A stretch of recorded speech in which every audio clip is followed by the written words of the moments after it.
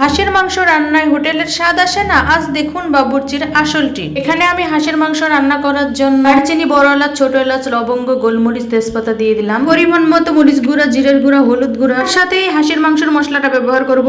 এখন পরিমাণ মতো পেঁয়াজ, লবণ, তেল দিয়ে আমি মাংসটা ম্যারিনেট করে নিব। এরপরে আমি এখানে সামান্য পরিমাণে পানি দিব।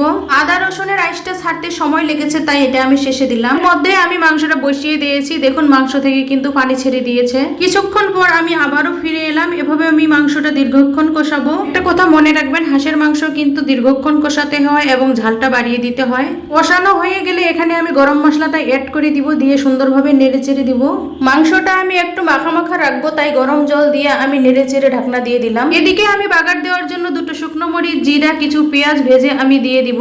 এই বাগারটা দেওয়ার কারণে হাঁসের মাংসে কোনো প্রকার গন্ধ থাকবে না, আর মাংসের স্বাদ ও ফ্লেভার দ্বিগুণ বেড়ে যাবে। বিশ্বাস না হলে একবার হলেও ট্রাই করবেন।